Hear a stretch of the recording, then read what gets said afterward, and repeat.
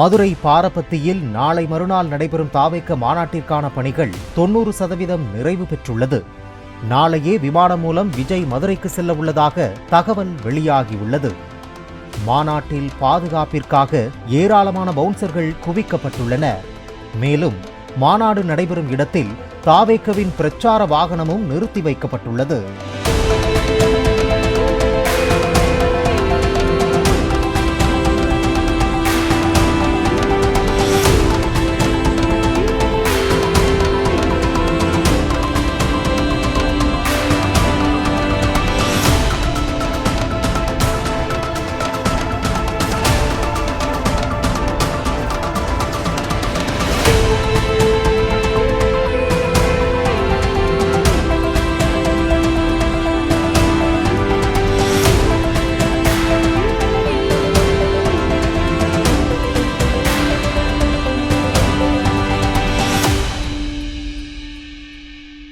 Play store மற்றும் app ஸ்டோரில் இருந்து பாலிமர் செயலியை QR கோடு மூலம் பதிவிறக்கம் செய்யுங்கள்.